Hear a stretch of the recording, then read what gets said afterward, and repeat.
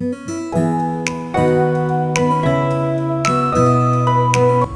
早在1998年，咁我就開始寫我本《星座為什麼決定了你的性格》，然之後就解破咗呢個關於命運嘅謎語。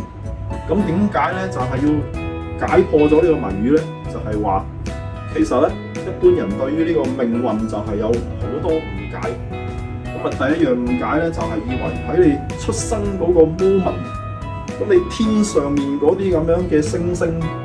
嗱，有啲人佢係冇諗過究竟係太陽系嘅星星咧，定係喺個天入邊老遠嗰啲星星？咁我可以話俾你聽咧。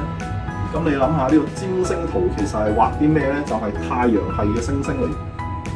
咁就係太陽系嘅星星喺你出世嗰個 moment， 忽然之間唔知點樣嗰啲力量咧就入咗落去呢個嬰兒嗰度啦，所以咧你就有命運啦。咁啊，好耐世紀以嚟，以為啲人咧都係以為咧嗰件事係咁。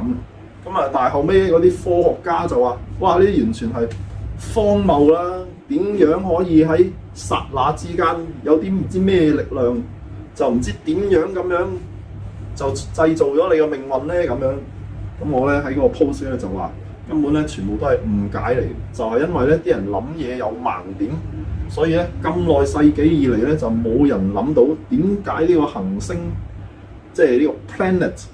係可以影響到呢個人類命運咧咁樣，咁啊，但係咧就喺個講呢啲咁樣嘅勘破呢個盲點嘅時候，咁我首先咧就要講一樣嘢咧，就係話其實咧我哋平日見到呢個日頭咧太陽就出嚟啦，跟住夜晚月亮就出嚟啦，咁啊月亮咧就係管住夜晚嘅，所以咧就叫太陰啦，唔係，其實咧呢個中國人咧就係話。陰同陽點解相對咧？陽咧就係發光啦，陰咧就係陰影啦咁樣。咁點解月亮係太陰咧？亦都唔係咁解，就係因為咧，即係當呢個中國人佢咧就係諗到呢個陰陽相對呢樣嘢之後，跟住咧佢就會一路係咁將個意思引申開去，咁咧就變成咗陽咧係主動，而陰咧就係被動啦。咁而晨早喺好耐世紀之前，啲人就已經諗到啊，其實月亮嗰啲光。咪就係太陽嗰度反射翻嚟噶啦，如果唔係啊，點會有月圓月缺啊？咁所以月亮咧就係被動嘅，咁於是咧我哋中國人就話月亮咧係太陰啦。好啦，咁樣咧，大家咧就見到呢個太陽同埋太陰喺個視覺上係咪差唔多一樣大咧？咁啊咁耐以嚟，自從有人類一路到而家都係咁樣樣啊，跟住佢就會覺得啊，跟住所有嘅人類都會覺得啊。呢啲咧就係天意啦。咁啊，呢個點解中國人佢會喺呢個哲學上會喺度係咁諗呢個陰陽五行？咪就係有太陽、月亮，然之後五大行星，即係我哋肉眼見到嘅，只得五大行星：金木水火土。咁所以咪有陰陽同埋五行咯咁樣。咁啊，其實咧我話俾你聽，呢個月亮同太陽係一樣大，即係視覺上一樣大。呢樣嘢咧係完全係一樣荒謬嘅嘢嚟嘅。係我哋唔明白，其實喺物理上呢個係一個簡直係中六合彩嘅巧合。咁啊，一陣就話俾你聽點解。嗱，首先咧就要講下咧一樣細嘅嘢點解可以遮住一樣大嘅嘢咧？呢樣嘢就係關所謂嘅 visual angle 事嘅。咁啊，中文咧就叫做視角，角係一隻角嗰個角。細嘅嘢咧要遮住大嘅嘢咧，佢嗰個物件嘅高度同對眼嘅距離咧係要同。俾佢遮住嗰樣嘢嘅高度同佢對眼嘅距離係要成相同嘅比例先至得嘅。嗱，就好似我而家望住個窗㗎啦，而家我用一個公仔遮位住個窗，嗱，係咪遮得太多咧？因為個公仔太近啦。咁如果我將個公仔咧一路向後褪嘅話，褪到呢個位啊，啱啱好遮住，然之後再褪遠啲，咁樣佢又細得滯。咁其實咧呢個就係我將個公仔嘅前後距離一路拉近，就只係得一個位咧係可以啱啱遮住個窗。咁個意思即係話喺呢個位置裏面咧，我對於個公仔嘅 visual angle 同個窗嘅 visual angle 咧就係一樣啦。咁你諗下日食係點樣發生嘅咧？就即係話個月亮咁細粒嘅嘢嗱，其實咧地球同太陽嘅比例咧，地球咧就好似粒豆咁樣，然之後月亮咧就係鼻屎咁細嘅。咁如果咧要月亮遮住個太陽嘅話咧，咁即係話月亮去擺嗰個位咧。嗰個啲比例就要啱啱好，唔可以前唔可以後咁樣，一定要擺啱個位。咁個月亮咧就啱啱好遮住個太陽啦。咁然之後咧，以而家呢個月亮嘅 size 咧，佢就係啱啱好咧，係等於太陽嘅直徑嘅1/4。然之後月亮同地球嘅距離咧，又要啱啱好係地球同太陽嘅比例嘅距離嘅1/4，咁樣咧就可以製造到呢個日食嘅效果啦。然之後咧，我就想講下呢個關於時間同週期嘅問題。咁樣我哋咧平日就係會話，一年咧有12個月，咁樣一個月咧就係有30日咁樣。當然呢個講法咧係有誤差啦。咁啊，但係咧就係因為一年大約個月亮咧就行咗12次，所以我哋咧就會將一年分成12個月啦。咁而實際上咧一個月咧係行咗29.5日嘅。咁呢個咧就係陰歷咧就係咁樣計啦。咁然之後咧我哋話一年有12個月，有12星座咯咁樣。然之後就木星咧一個圈咧就係12年，所以咧我哋就有12生肖啦咁樣。12生肖係咩啊？就係呢個 The Chinese Zodiac Sign 啊，即係中國人嘅星座咧就係生肖嚟嘅咁樣。咁點解要有12生肖？係因為木星年係12年啊嘛。咁然之後你就諗下，咦？呢個12係咪巧合咗少少咧？咁樣根本就係巧合。然之後一個月有29.5日。咁啱土星一個圈咧就行29.5年喎，又係咁啱啊！真係咁啱喎。咁跟住咧呢個年份仲有其他嘢係咁啱嘅，就係咧，咁你一個月29.5日啊嘛，3個月咧就係88.5日啦。咁而水星行一個圈咧就係88日。其實咧係87.96日，不過算啦，係88日。咁啊，即係話，喂，咁啊，即係一個水星行一個圈，就等於月亮行3個圈喎，差少少啫喎，咁樣。咁然之後咧，我哋仲有一樣嘢咧，就係陰陽曆重逢，即係話，當你19歲生日嗰日咧，你嘅西歷生日同農曆生日咧係同一日嚟嘅。咁啊，點解會咁樣咧？就係因為咧喺呢個農曆咧，就有所謂19年閏咗5個月，閏咗5個月之後咧，就啱啱好咧同呢個太陽曆咧就係黐翻埋一齊啦，咁樣，咁啊19年就係成為咗一個好唔係好多人關注嘅一個 cycle。咁但係咧，原來占星術入邊咧仲有呢個北交點，北交點就係有星座，然之後咧嗰個北交點星座咧係18.6年咧就轉一個圈嘅，咁啊又咁啱。咁我意思即係話，其實咧頭先就講到話月食唔係日食。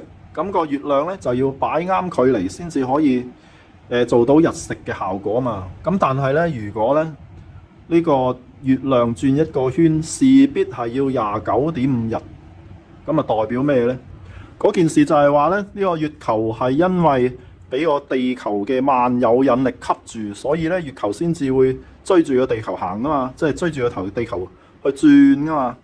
咁然之後咧，根據呢個中學嘅，唔係應該係高中嘅物理，呢個月球行嗰個速度咧，同呢個佢同地球嘅距離係喺一條公式入邊。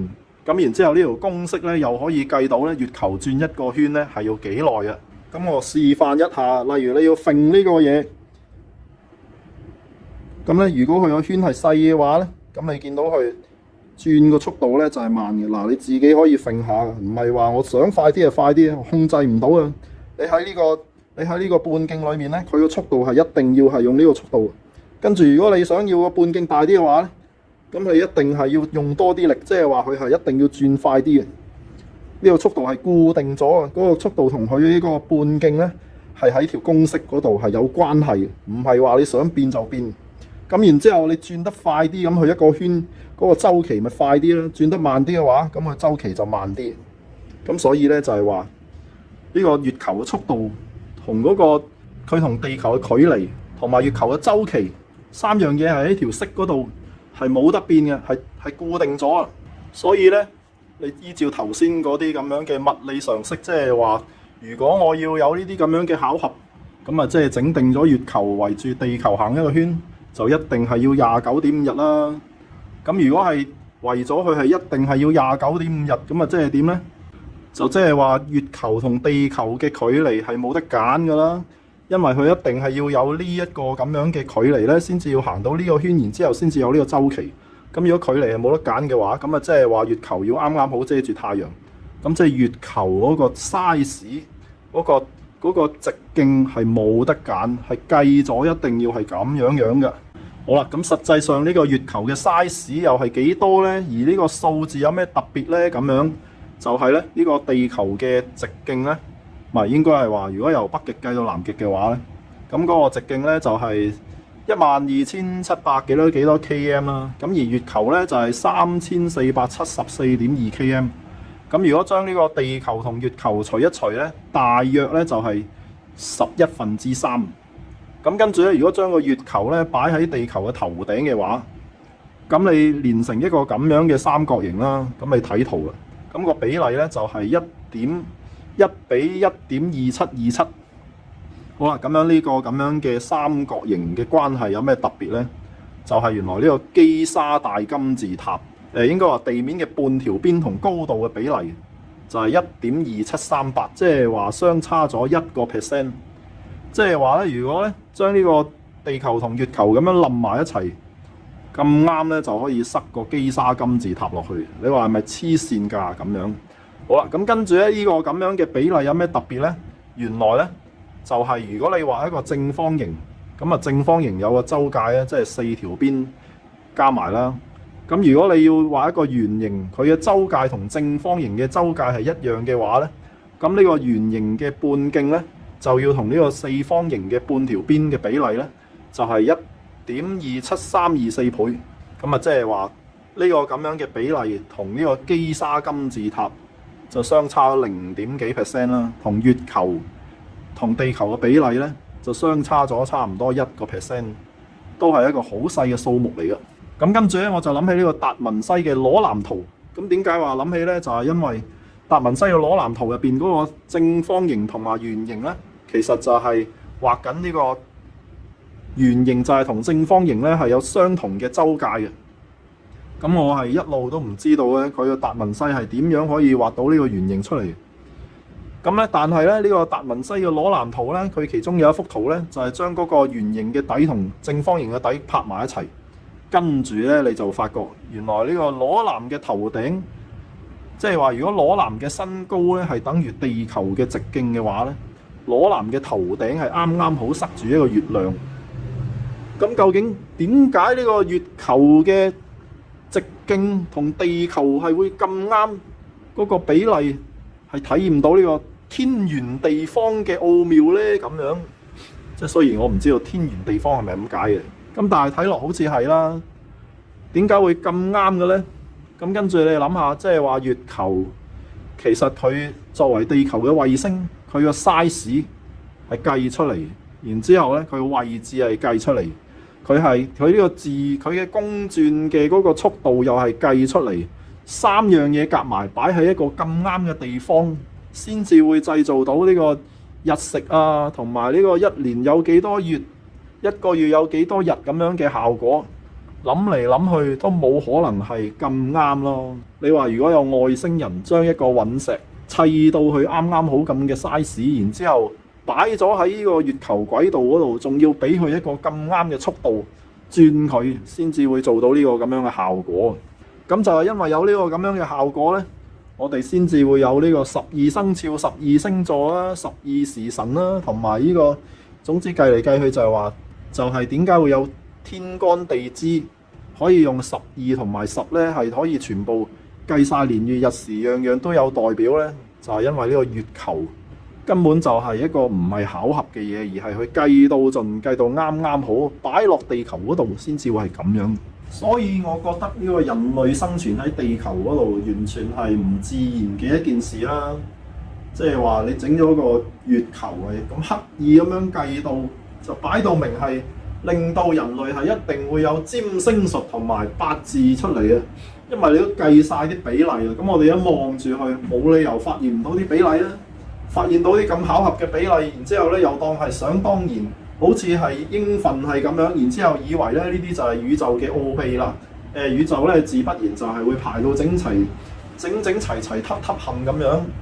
咁啊，其實呢啲係錯覺嚟嘅，係唔知乜嘢力量令到啲嘢咧係會咁整齊。咁啊，今集咧就暫時講到呢度。咁啊，之後嗰啲咧就會講下究竟我喺1998年同1999年究竟係點樣連續勘破咗10個命理嘅盲點，先至我悟出到呢個星座為什麼決定了你的性格呢？咁樣。咁啊，請大家咧期待下一集啦，拜拜。